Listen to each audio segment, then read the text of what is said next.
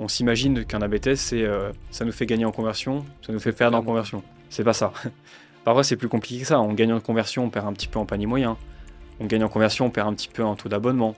Ou alors, on vend plus de produits, mais au final, le panier moyen est plus faible. C'est pour ça que la personne qui crée des idées est aussi celle qui rédige et structure le rapport, parce que c'est elle qui sera le plus à même d'orienter la suite du plan. Et donc pour compléter, il y a une phase de première recherche, quand on crée un lien avec une boutique, on veut aussi s'imprégner de l'expérience du commerçant, et il y a une phase qui va être liée aussi à notre source d'information principale, celle qu'on utilise quotidiennement, à savoir l'A/B testing, qui va nous permettre aussi de comprendre ce qui marche pas pour la boutique et seulement pour la boutique, parce que Dieu sait qu'on a des résultats différents, même dans des niches similaires, et qui va nous permettre aussi d'orienter le plan et de redérouler l'intégralité du process qu'on vient de vous décrire jusqu'à maintenant en boucle. Pas mentir, c'est un des aspects qui fait que nos recrutements sont peut-être plus simples sur cette entreprise-là. C'est parce qu'il y a vraiment une compétence additionnelle que tu ne retrouves pas habituellement et qui est super intéressante, qui donne un sens à ton métier. Tu peux observer les résultats de ce que tu intègres. C'est quand même super pour ce genre de taf, quoi. On paye de plus en plus notre service pour son historique et sa compréhension du marché, qui oriente aussi pas mal, quand même dans certains cas, les réponses qu'on va apporter. Ça a été la boucle, quasiment 3 ans, 2 ans et demi, 3 ans. On a ajouté un anneau à cette boucle il y a à peu près une année. C'est les... Le CRO, c'est pas un métier, c'est un regroupement de cœurs de métiers qu'il faut faire travailler ensemble, tel un orchestre. Et aujourd'hui, j'aimerais ramener Max avec nous dans la discussion, qui est mon associé sur Deployer, avec qui on bosse depuis plus de 4 années, et avec qui on a fait tous les choix de structuration de la boîte pour délivrer un service qui respecte certaines valeurs. Et j'aimerais qu'aujourd'hui, Max nous introduise ces différentes valeurs, et puis les choix qu'on a fait derrière, et qui en découlent pour délivrer un service efficace, qui apporte du résultat et des apprentissages, on verra pourquoi. Ça va le Max? Ça va et toi? Ça va nickel. Alors, écoute, t'es l'acteur clé, on va dire, dans les choix de structuration qui ont été faits. T'es la personne qui incarne le mieux notre méthode et la personne qui arrive le mieux à le retranscrire sur une forme de processus ou de structure. Est-ce que déjà, avant de commencer, tu peux faire un rappel sur c'est quoi cette méthode? La méthode The Deployer, elle est bien unique parce que sur le marché, on a un positionnement particulier, c'est celui de l'approche scientifique. Ça veut dire que on a fait le choix de faire évoluer le site web de nos clients de manière méthodique, de pouvoir le mesurer pour garantir d'apporter au mieux des résultats, sinon, dans tous les cas, des réponses. D'exclure en tout cas le risque de publier quelque chose qui dégrade les perfs. Ouais, au moins d'exclure le risque, mais l'objectif quand même principal, c'est d'améliorer les conversions de la boutique. Ouais. Cette méthode, elle est assez simple. Elle repose sur un cycle qu'on répète en boucle pour nos clients. On part d'une idée, donc ça va être une remise en question la plupart du temps du site actuel, des données qu'on peut observer. Et l'idée, c'est de venir générer une modification sur ce site web. Ça peut être retirer quelque chose, ça peut être ajouter quelque chose, ça peut être modifier quelque chose. Ça dépend de l'idée. Ça dépend de l'idée. Et en fonction de ce qu'on décide de modifier sur cette boutique, on va suivre tout un cycle de développement jusqu'à pouvoir envoyer au client un rapport qui consiste à dire, OK, cette modification, cet ajout, ce retrait, il a apporté tel ou tel résultat, il a répondu à telle ou telle question. Entre les deux, il se passe beaucoup de choses. Et c'est ce que j'ai fait depuis 3 ans et demi. J'ai structuré tout ce cycle-là pour être sûr qu'à chaque étape, ce soit fluide, qu'on ne trahisse pas la méthode dans ces différentes étapes et surtout que on apporte du résultat à nos clients.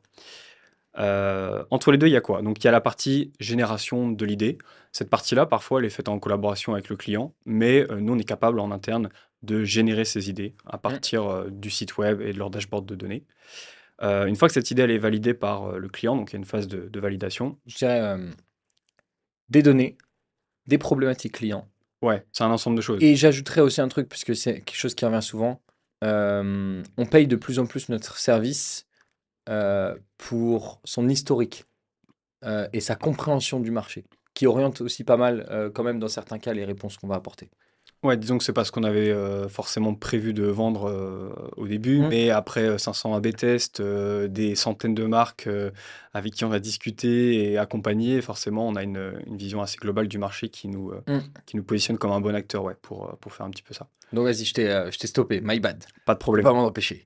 T'inquiète, t'inquiète. On a cette idée, Ouais. cette matière. Ok, on est d'accord, c'est ce test-là qu'on veut lancer ou pas? Ou pas, mais en tout cas, on est à peu près d'accord avec le client sur le fait que cette hypothèse va probablement nous aider à apporter du résultat. En tout cas, on veut le remettre en question et on veut le développer. L'étape suivante, elle est assez simple, ça va être de designer cette modification. La plupart du temps, c'est quoi le design d'une modification? Ça va être de respecter les guidelines du client sur son design, de respecter son branding, son identité, de s'assurer qu'elle check un petit peu toutes les cases de la checklist de base de l'UX design global, mais aussi du e-commerce, parce que bon, là, il y a certaines pages qui ont un certain objectif, il faut comprendre un petit peu comment tout ça s'imbrique. Donc, on s'assure de faire un design qui respecte tous ces concepts-là. Et qui met bien en forme Li- l'idée, en Voilà. faisant une ou plusieurs propositions potentiellement si besoin. Ouais, potentiellement. Alors là, c'est vrai qu'on a plusieurs possibilités. Tout le monde parle d'A/B test, parce que voilà, c'est la version courte, mais en réalité, on peut faire autant de variantes que l'on souhaite. A, B, C, D, E, etc. Donc, effectivement, il va falloir designer toutes ces variations. Point qui est intéressant, puisque là, on va pouvoir parler de la méthode à cette étape-là, c'est qu'il faut pouvoir isoler. Alors, bien sûr, c'est dès l'étape de la création de l'hypothèse, Bien sûr. mais c'est aussi dans l'exécution du design. Il va falloir isoler ce qu'on veut tester. Et là, c'est le point un petit peu qui nous différencie de beaucoup de gens, c'est que nous, on isole vraiment certaines variables, parfois juste une, mais parfois plusieurs, mais en tout cas, elles sont toutes groupées autour d'une seule question Voilà. et elles sont centrées sur un objectif. On va pas tester genre une ligne de texte, une variable n'est pas égale à une ligne ou un encart, mais plutôt un ou plusieurs endroits sur le site qui vont dans la même direction. Donc Ouais, typiquement, on va pouvoir tester une mention, un badge sur une image. Là, on modifie qu'un seul truc, mais on va aussi pouvoir isoler le fait d'ajouter de faire revaloir la preuve sociale, les garanties ou de l'éducation sur une durée recommandée. Et là, on va pouvoir toucher au carrousel d'images, au pop-up au-dessus des variantes, aux recommandations dans les accordéons de produits. Ça reste un test dans lequel on est en contrôle de la variable qu'on change, et qui est aussi un petit peu plus radical pour augmenter l'impact de ce qu'on fait et de nos actions. ouais, tout à fait. Je pense qu'un bon exemple, par exemple, que je peux citer, c'est la question, l'hypothèse qu'on va se poser. Par exemple, ça peut être est-ce que mettre en avant le Made in France va nous permettre d'augmenter les conversions? C'est un bon exemple parce qu'en fait, on peut effectivement dire ok, on rajoute juste un badge Made in France et on teste avec ou sans. Mais on peut être plus large, on peut tester différentes sections, différentes Mm. images de carrousel, différents badges, différents accordéons, différentes mentions sur le panier. Et donc, on a groupé toutes ces modifications autour d'une seule question et d'un seul objectif. C'est-à-dire que si ça marche, on sait que le Made in France le mettre en avant le Made in France apporte du résultat sur la boutique. Si ça marche pas, c'est l'inverse. Après, bien évidemment, plus on isole une variable, plus on est 100% sûr d'avoir un résultat sur la modification en question. Je prends un exemple. Si on met en avant le Made in France sur la fiche produit et sur le panier et qu'on décide de grouper ces deux modifications-là, il faut s'assurer que on fasse pas d'erreur parce que chaque modification peut entraîner un résultat différent. Ça se trouve, la mention au panier, elle n'apporte aucun résultat, voire elle dégrade l'expérience du panier. Oui. Et celle de la page produit, elle nous permet de convertir mieux. Si on les a mis ensemble, il faut faire attention à ce qu'on aille dans la même direction quand même, même si on a groupé sur l'idée. On parlera du rapport, parce que c'est vrai que d'un seul apprentissage, même si le Made in France apporte de la donnée, peut-être qu'il recule d'autres données qui sont importantes et donc Ouais, affecte les performances négativement, même si au final, cette mention apporte de la valeur.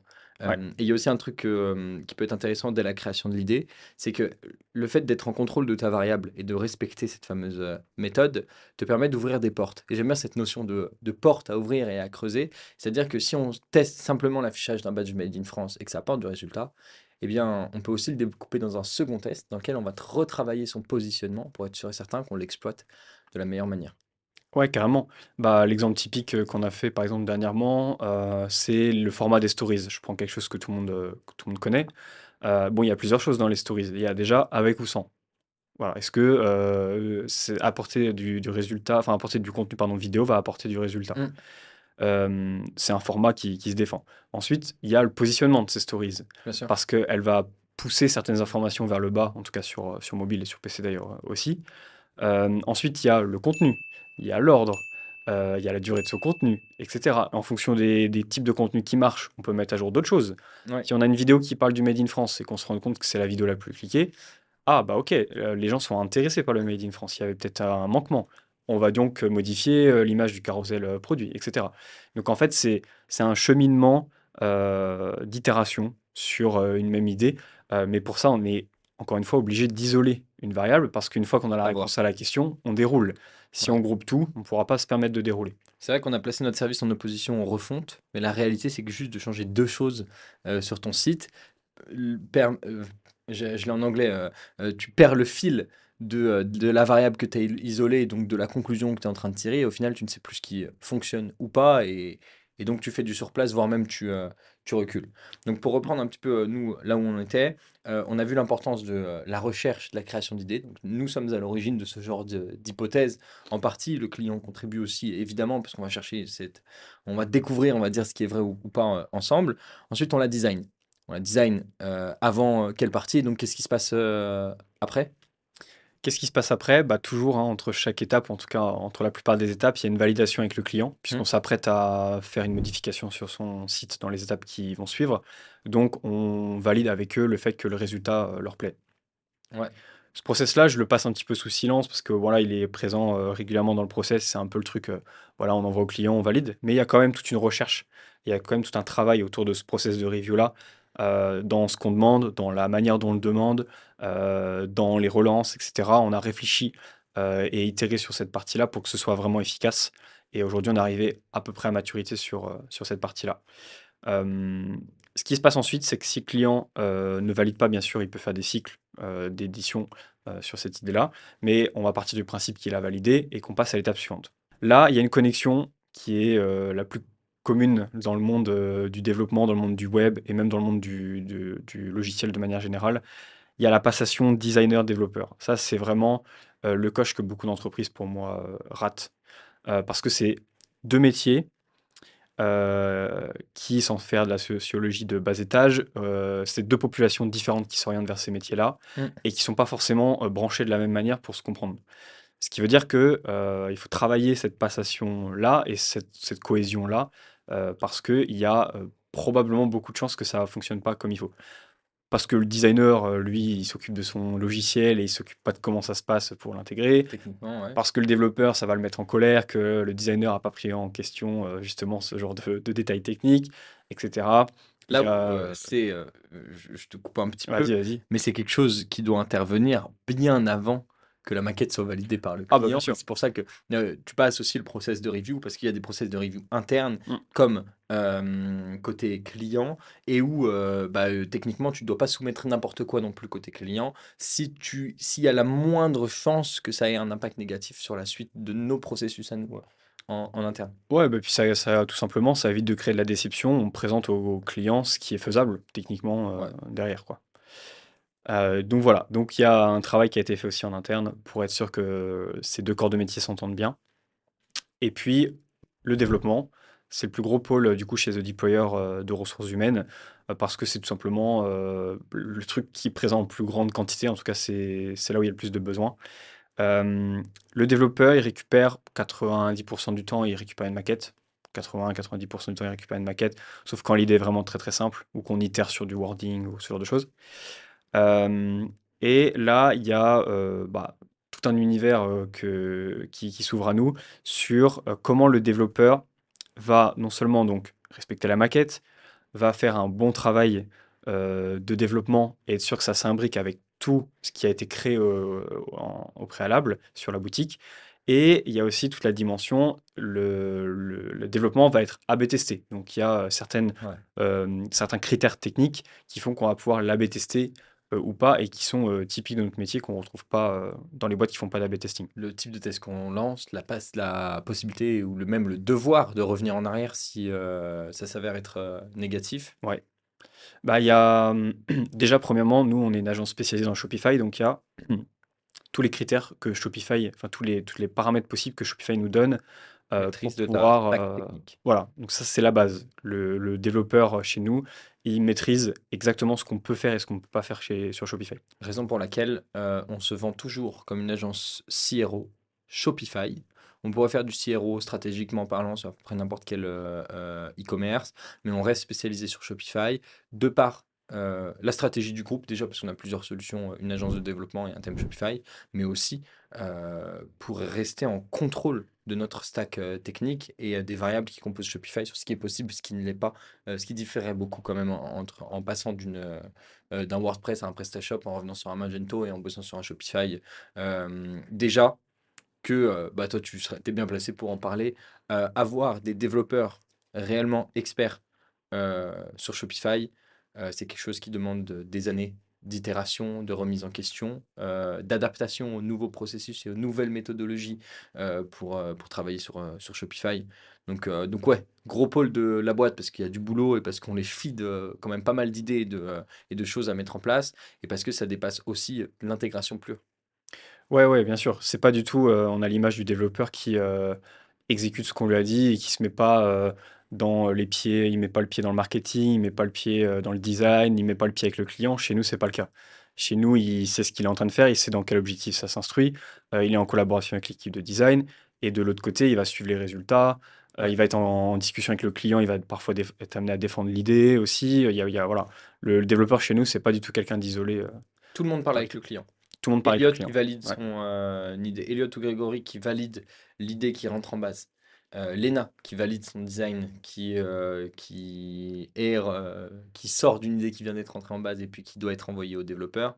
Le développeur qui suit et qui a la responsabilité sur sa tâche jusqu'à ce qu'elle soit validée et jusqu'à ce qu'il lance le test si c'est lui qui en a la responsabilité ou quelqu'un d'autre. Je tease l'étape suivante. Bah, l'étape suivante, alors, ce qui est assez intéressant, c'est que, une fois qu'on a lancé, l'A/B test, ce qui est, l'étape dont je vais parler, on va boucler. C'est-à-dire que nous, l'objectif, c'est de faire des cycles, à l'infini de Mm. remise en question sur le site. Donc il faut, à un moment donné, qu'on récupère du savoir grâce à l'A/B testing et qu'on reconnecte avec celui qui a les nouvelles hypothèses parce que, la personne qui génère les idées se nourrit des résultats précédents pour boucler. Je vais parler du coup du lancement de l'A/B test. C'est une étape qui est chez nous gérée par, les développeurs. Donc c'est, l'outil, qu'on utilise, c'est IntelliGems. C'est maîtrisé du coup par 100 de nos développeurs et chaque développeur peut être amené à lancer, un A/B test. Il y a pas de rôle différent, pour ça chez nous. Le développeur qui lance des A/B tests, il doit prendre en compte beaucoup de choses. On a des boutiques qui sont à l'international, il y a une question de marché, il y a une question de traduction, SEO. de SEO, il y a une question aussi, de canaux de vente, parfois. Il y a plein d'autres, aspects techniques un petit peu chiants sur la partie lancement que je vais, Type de test. ouais, type de Typiquement. test, de redirection, de purement d'injecter du code. Ça peut être du code de style, ce qu'on appelle le CSS, ça peut être du script Ouais. pour exécuter des comportements particuliers. Et en fonction de ce qu'on, lance comme type, de test, forcément ça implique aussi d'autres choses. Donc on fait de l'éducation auprès de nos clients pour expliquer ce que ça implique. Parfois il y a certains tests, c'est comme ça, on a besoin de dupliquer le produit. Sauf que c'est pas juste, je clique sur dupliquer, je split le trafic et terminé. Il y a la logistique, il y a tout un tas d'outils qui sont interconnectés à cet outil à Des ce SKU que tu dois produit-là, recréer. et cetera. Mm. Donc ça, c'est des problématiques auxquelles les développeurs, donc eux, ils maîtrisent tout l'environnement Shopify, tout l'écosystème Shopify, tout l'environnement aussi d'app Shopify, puisqu'on en utilise parfois pour certaines parties techniques. Ils maîtrisent tout le logiciel d'A/B testing et ses limites. Et finalement, bah, ils arrivent à assembler tout ça et à valider et à développer le test de bout en bout. Et à donner du sens, je trouve, en ayant parlé aussi avec la team, Ouais. à un métier de développeur où tu as souvent été considéré comme un exécutant qui juste fait une tâche qui vient de je ne sais où et qui doit être publiée directement partout, où eux aussi contribuent au fait de trouver ce qui marche et ce qui marche pas, et ce qui est pertinent ou non dans les choses qu'ils développent au quotidien. Ouais, carrément. Bah, on va pas mentir, c'est un des aspects qui fait que nos recrutements sont peut-être plus simples, sur cette entreprise-là. C'est parce qu'il y a vraiment, une compétence additionnelle Mm. que tu retrouves pas habituellement et qui est super intéressante, qui donne un sens à ton métier. Tu peux observer, les résultats de ce que tu intègres. C'est quand même super pour ce genre de taf, quoi.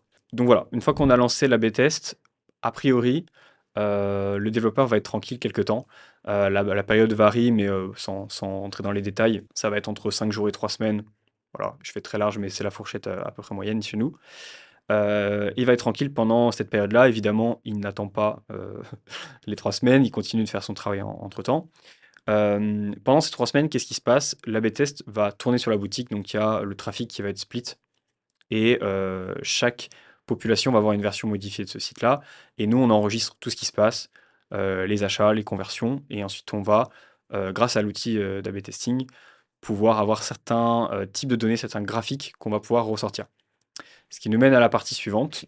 Notre CRO qui a généré l'idée, il va à ce moment-là se reconnecter à cet outil-là, regarder ces données-là et réaliser une analyse, un rapport qu'on Mm. va pouvoir envoyer au client. Donc ça, c'est vraiment la brique qui donne sens à À tout. l'entièreté du processus précédent.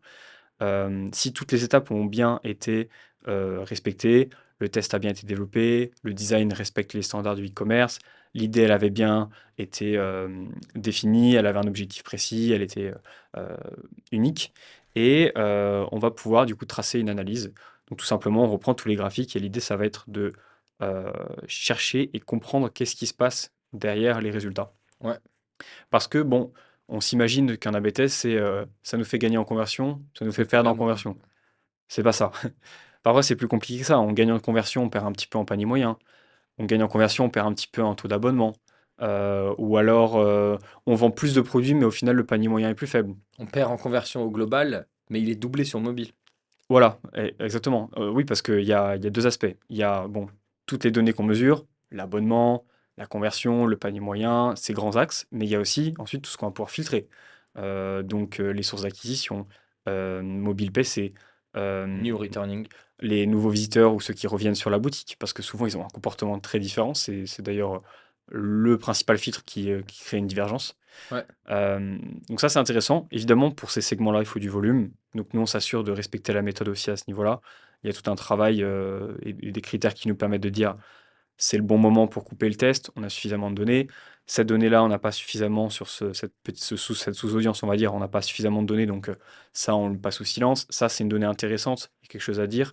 Mm. Et donc, on essaie de produire un rapport qui soit pas chiant, qui soit pas technique, qui soit à l'intention du client, qui puisse comprendre le résultat de ce qu'on a apporté.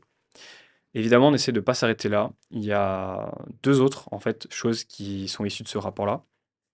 Le premier, c'est que, comme on l'a dit tout à l'heure, on va essayer d'itérer sur cette idée-là.